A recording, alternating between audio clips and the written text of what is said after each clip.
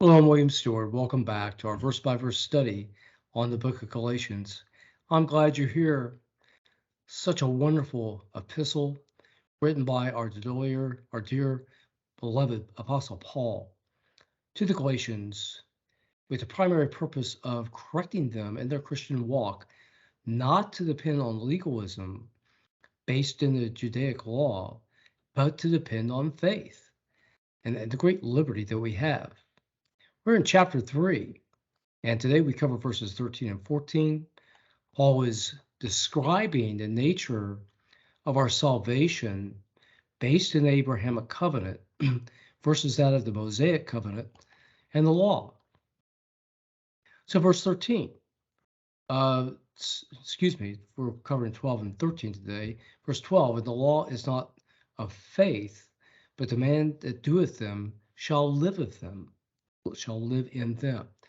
Now, this is a little confusing. The first part of the verse, the law is not of faith. That's clear. We've talked about that. The law was not meant to give salvation. Faith comes through, and righteousness is based in the Abrahamic covenant leading to salvation, whereas the law was a group of laws for the Jews to obey out of faith, trusting that Messiah would come. But it is not for us today to trust in faith. Our salvation is based in the Abrahamic covenant, not the Mosaic covenant. The Mosaic covenant now is not active. Romans 10:4 and also the end portions of Hebrews 7. It then quotes the Old Testament, the man that doeth them shall live of them. This is from Leviticus 18:5. It's a positive statement in Leviticus, basically saying if you obey the law, you're going to have a good life. It's not talking about salvation. It's talking about the quality of life, that if they base their life in the wisdom of God and his instruction, then things will go well for you in a practical sense. But salvation is still by faith in the coming Messiah.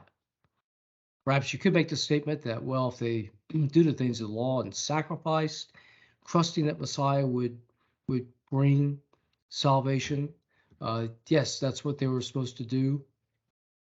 However, the term live in them probably implies that the temporal life, as opposed to thinking about heaven at this point.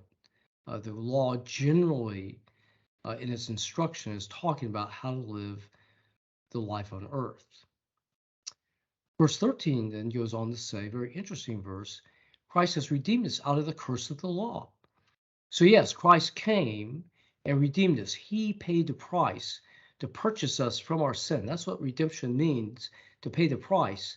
We owe God a punishment, our death, because of our sin. He purchased us out of that situation where we owed that punishment. We were, in a sense, ransomed from the sin that had kidnapped us. Interesting word here in the original Greek, ex agorazo, means literally to go to the market, the agorazo, and pay the limit on your credit card. Just go wild. And that's what Christ did in a sense. He went to the limit to give his life for us that we could have forgiveness of our sins out of faith. So the curse of the law, what then would that be? Well, the law not being intended for salvation, as we read in Romans 3, and also the end of this chapter, that the law was intended to make people aware of their sin. And God accounted people for their sin against the law, so it really increased sin, so they would realize how much they needed Christ and come to Christ. So in a sense, the law made the situation worse for the people, the Jews who were privileged to have it. Thus, the curse of the law. If they didn't believe, it made bad things happen for them when they finally come to judgment. And then it goes back to the Old Testament for another quote, this time in Deuteronomy 21:23. For Christ being made a curse for us, then to the quote, it is written, cursed is everyone who hangs on a tree. So Christ became that curse that the law increased towards the Jews.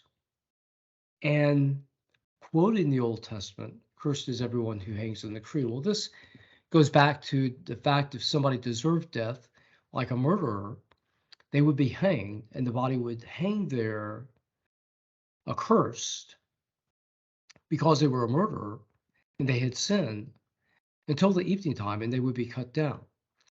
Think of Christ. He took all our sins, murderers, rapists, um, child abusers, slavers, and he took all that on his shoulders and took on those roles in a sense in terms of the punishment.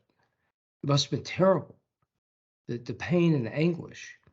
And he took the curse for us and hung there till evening on the cross, till he was cut down and buried, just like in the law.